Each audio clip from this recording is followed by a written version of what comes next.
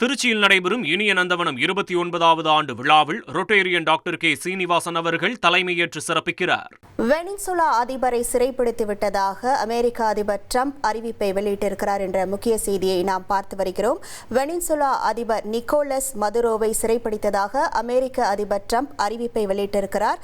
Venezuela அதிபர் மற்றும் அவரது மனைவியையும் சிறைப்பிடித்து நாடு கடத்தியதாக அமெரிக்க அதிபர் ட்ரம்ப் அறிவிப்பை வெளியிட்டிருக்கிறார் என்ற முக்கிய செய்தியை நாம் பார்த்து வருகிறோம். கூடுதல் விவரங்களோடு இணைகிறார் நமது சிறப்பு செய்தியாளர் சலீம். வணக்கம் சலீம்.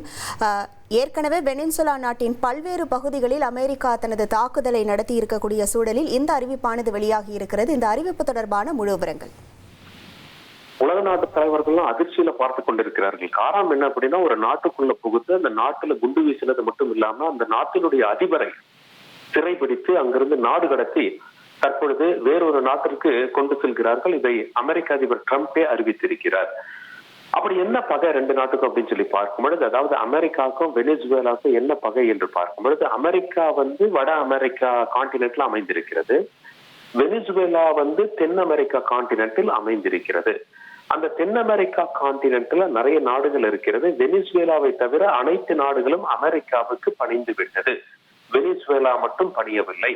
ரஷ்யாவோடவும் சீனாவோடவும் நட்பு பாராட்டி வந்தது. இது அமெரிக்காவை கொந்தளிக்க செய்தது. இன்னொரு பக்கம் ட்ரம்ப் என்ன குற்றச்சாட்டை முன்வைக்கிறார் அப்படின்னா, வெனிசுவேலால இருந்து எங்களுக்கு ரெண்டு பிரச்சனை வருது. ஒன்று, அந்த கரீபியன் சி என்று அழைக்கப்படுகின்ற அந்த கடல் மார்க்கமாக ட்ரக்ஸ் போதை பொருள் மாஃபியாக்கள் ரொம்ப தீவிரமா செயல்படுறாங்க.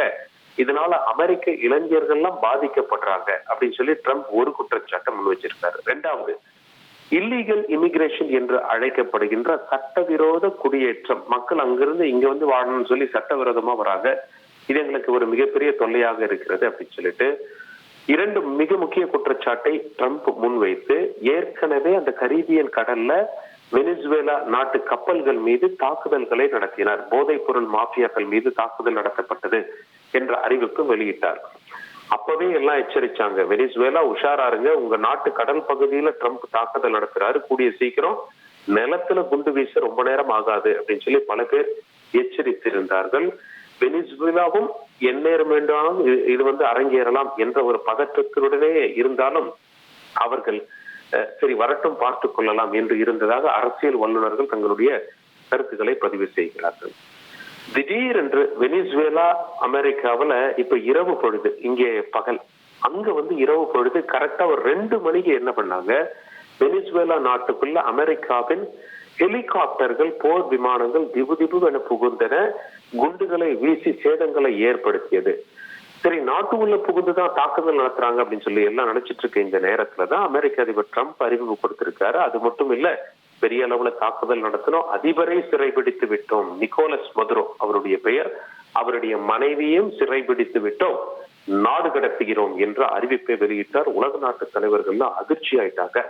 ஒரு நாட்டுக்குள்ள புகுந்து மிகப்பெரிய தாக்குதல் நடத்தியதுக்கு பிறகு அந்த நாட்டுடைய அதிபரே சிறைபிடிப்பது சமீபத்தில் அரங்கேறாத காரியமாகவும் மிக ஆச்சரியத்தோடு பார்க்கப்படுகின்றது. இப்படியும் காரியங்கள் அரங்கேற்றப்படுமா? அமெரிக்கா இப்படியும் கடுமையான நடவடிக்கை எல்லாம் எடுப்பாங்களா அப்படின்னு சொல்லி பார்க்கப்படுகிறது. வெனிசுவேலா என்ன குற்றச்சாட்டை முன் வச்சாங்க அப்படின்னா, அமெரிக்கா சொல்றாங்க எங்க மீது அதாவது ட்ரக் கடத்தல்ல எங்க ஆட்கள் ஈடுபடுறதா சொல்றாங்க. அது மட்டும் இல்லாம சட்டவிரோத குடியேற்றம் பண்றதா சொல்றாங்க. இதெல்லாம் வெறும் சாக்கு போக்கு தான், இது உண்மை அல்ல. இது இருக்கலாம், ஒரு சின்ன பர்சன்டேஜ் தான். எங்க நாட்டுல எண்ணெய் வளம் அதிகமாக இருக்கு, கச்சா எண்ணெய் இங்கே கொட்டி கிடக்கிறது. உலகத்துல கச்சா எண்ணெய் யார்கிட்ட அதிகமா இருக்குன்னு சொல்லி லிஸ்ட் எடுத்து பார்த்தா அதிகமான கச்சா எண்ணெய் கொண்ட நாடாக வெனிசுவேலா இருக்கிறது. அதை வச்சு பெட்ரோல், டீசல், மற்ற அந்த கேசஸ் இதெல்லாம் தயாரிக்கலாம். அந்த எண்ணெய் வளத்தின் மீது அமெரிக்காவிற்கு ஒரு கண். எப்படி ஏற்கனவே வளைகுடா நாடுகள்ல சில நாடுகள் மீது அமெரிக்கா கண் வைத்ததோ, ஏற்கனவே அதிரடி தாக்குதல்களில் இறங்கியதோ, அதே போல வெனிசுவேலா மீது அமெரிக்காவின் பார்வை பட்டு விட்டது. எங்க நாட்டு எண்ணெய் வளத்தை நாங்கள் அமெரிக்காவுக்கு தருவதில்லை என்ற கோபத்தின் காரணமாக வெவ்வேறு குற்றச்சாட்டுகளை முன்வைத்து கடல் மார்க்கமாக தாக்குதல் நடத்தி தற்பொழுது நிலத்தில் குண்டு வீசி இருக்கிறார்கள். நாங்க இது தேசிய அவசர நிலை பிரகடனப்படுத்துறோம் அப்படின்னு சொல்லி பிரகடனப்படுத்தினார் அந்த நாட்டின் அதிபர். ஆனால் தேசிய அவசர நிலை, நேஷனல் எமர்ஜென்சியை பிரகடனப்படுத்தின அதிபரையே அமெரிக்கா தூக்கி சென்று விட்டது. தற்பொழுது அவர் எங்கே இருக்கிறார், அவரை அமெரிக்கா கொண்டு போறாங்களா, வேற ஏதாவது ஒரு நாட்டில் சிறை வைக்க போறாங்களா என்பது தெரியவில்லை. அதிபர் ட்ரம்ப் சொல்லியிருக்காரு 11 மணிக்கு இங்க ஒரு பிரஸ் கான்பரன்ஸ் நடக்கும், அதுல மேலும் தகவல் சொல்லியிருக்கேன் அப்படின்னு சொல்லியிருக்காரு. அவருடைய பிரைவேட் ரெசிடென்ஸ்ல அந்த பிரஸ் கான்பரன்ஸ் நடக்கும். அந்த இடத்துல அமெரிக்காவில் அந்த குறிப்பிட்ட பகுதியில மணி இப்பொழுது சுமார் 4:30 இருக்கும். அப்படி பார்க்கும்போது ஒரு 6 மணி நேரத்துல அந்த பிரஸ் கான்பரன்ஸ் நடக்க வாய்ப்பு இருக்கிறது. நம்ம இந்திய நேரப்படி அந்த பிரஸ் கான்பரன்ஸ் ஒரு 9:15 அல்லது 9:30 மணிக்கு நடக்க வாய்ப்பு இருக்கிறது. ஒருவேளை சிறைபிடிக்கப்பட்ட அதிபரின் அருகிலேயே உட்கார்ந்து பிரஸ் கான்பரன்ஸ் கொடுப்பாரா, அல்லது சிறைபிடிக்கப்பட்ட அதிபர் எந்த நாட்டில் இருக்கிறார், எப்படி இருக்கிறார் என்பது பற்றி மேற்கொண்டு தகவல் சொல்லுவாரா என உலகத்தில் உள்ள அத்தனை நாட்டு தலைவர்களும் பார்த்து கொண்டிருக்கிறார்கள். தென் அமெரிக்காவில அமெரிக்காவுக்கு சவால் விட்ட ஒரே நாடு வெனிசுவேலா, அதுவும் தற்பொழுது வீழ்ந்து விட்டது. அதிபரையே கடத்தி கொண்டு சென்று விட்டார்கள் என்ற செய்தி உலகத்தின் அனைத்து ஊடகங்களிலும் தலைப்புச் செய்தியாக வந்து கொண்டிருக்கிறது. உங்கள் முழு விவரங்களுக்கு நன்றி சலீம். திருச்சியில் நடைபெறும் இனிய நந்தவனம் 29வது ஆண்டு விழாவில் ரொட்டேரியன் டாக்டர் கே சீனிவாசன் அவர்கள் தலைமையேற்று சிறப்பிக்கிறார்.